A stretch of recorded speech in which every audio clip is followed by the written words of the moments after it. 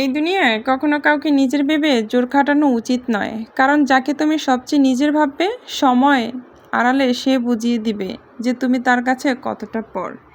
এই জন্য আমি মনে করি এই বর্তমান যুগে নিজেকেই সবচেয়ে বেশি ভালোবাসা উচিত, অন্যকে নয়। কারণ যে নিজেকে ভালোবাসতে পারবে সেই কিন্তু ভালো কিছু পাবে। যাই হোক, তো আজকে আমি একটু চিকেন বিরিয়ানি করব। সেটার জন্য আমি কিভাবে তৈরি করছি অবশ্য তোমাদের সাথে সেটা শেয়ার করব। আমার লাইফে ফার্স্ট আমি এই আজকে যেভাবে বিরিয়ানিটা করেছি এত সুন্দর পারফেক্ট হয়েছে, আমি কিন্তু কখনোই বিরিয়ানি সুন্দর করে রান্না করতে পারতাম না।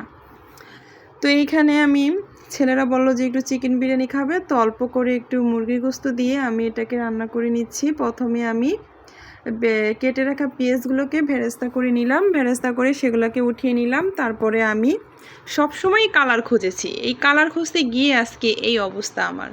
মানে ওপরে ফিটফাটটাই দেখি, ভিতরে সদরঘাট হয়ে যায় সেটা আমি দেখি না। যাই হোক, বিস্তারিত বলতে চাচ্ছি না। তো আমি এখানে একটু হলুদ দিয়ে কিন্তু ওই আলুটা ভেজে নিলাম যাতে একটু আস্তে আস্তে থাকে, দেখতেও সুন্দর দেখায়।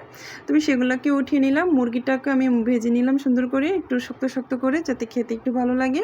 তো এখানে আমি পেঁয়াজগুলোকে একটু ব্রাউন কালার করে আমি পোলাওর চালটা সুন্দর করে মানে ধুয়ে নিয়েছিলাম আগের থেকেই, তারপরে চাপিতে রেখে দিয়েছিলাম, ছেঁকেছিল। তারপরে এটাকে আমি ভালো করে একটু মানে পেস্টটাকে ব্রাউন কালার করে তারপরে এখানে আমি চালটাকে ছেড়ে দিলাম। যতক্ষণ ভালো করে ভাজা যাবে একটু শক্ত শক্ত করে চাল চাল করে, সেই মানে চিকেন মানে কি বলবো, পোলাওটা কিন্তু অনেক সুন্দর ঝরঝরা হয়।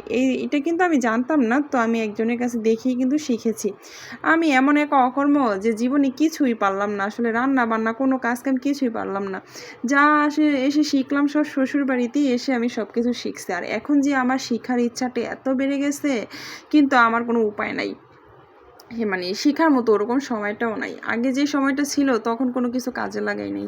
তাই একটা কথা বলি প্রত্যেকটা আপুকে, যে বিয়ে করার আগে অন্তত জীবনের সফলতা অর্জন করো, কিছু না কিছু শিখে আসো, যাতে যেই কোনো কঠিন পরিস্থিতির সাথে মোকাবেলা করতে পারো। তো এখানে আমি আগে প্রথমে দিয়ে দিয়েছিলাম তেলের মধ্যে আদা দিয়ে দিয়েছিলাম, ওটাকে একটু ব্রাউন কালার করে ভেজে নিয়ে ওইটার সাথে পেঁয়াজ আর রসুন দিয়ে দিলাম।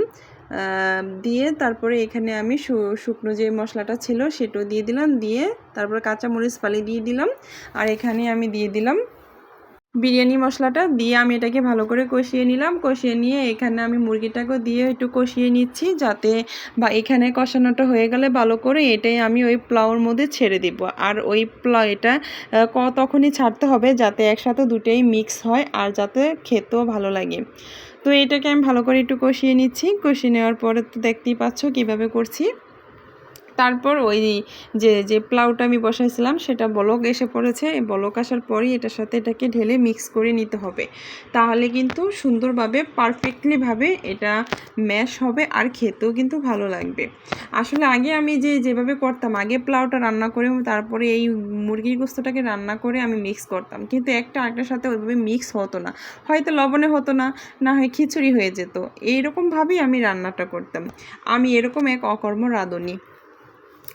আচ্ছা, যাই হোক, অনেক কথা বলে ফেলছি, অযথা অনেক বকবক করে ফেলছি। তো অবশেষে আমার রান্নাটা এই পর্যায়ে চলে আসছে। আমি সাথে একটু লেবুর রসও দিয়ে দিয়েছি। আসলে আমার বাসায় যে উপকরণ ছিল আমি সেগুলো দিয়েই চিকেন বিরিয়ানিটা করে নিলাম। অত বেশি কিছু দিতে পারিনি, না দিতে পেরেছি ঘি, না দিতে পেরেছি দুধ, না দিতে পেরেছি সস, মানে কোনো কিছু দিতে পারিনি। মোটামুটি এভাবেই আমি রান্নাটা করে নিলাম। তো এভাবে নাড়াচাড়া করে তারপরে অল্প লো আছে এটাকে বসিয়ে রাখতে হবে। বসিয়ে রেখে তারপরে আমি এই তো ফাইনাল লুকটা দেখাচ্ছি কীরকম হয়ে গেছে। আসলে ওই যে হলুদটা দিয়ে দিয়েছিলাম আলুর মধ্যে, সেটার জন্য একদম পুরো কালার হয়ে গেছে, মনে হয় যে এখন বুনা খিচুড়ি করে ফেলেছি।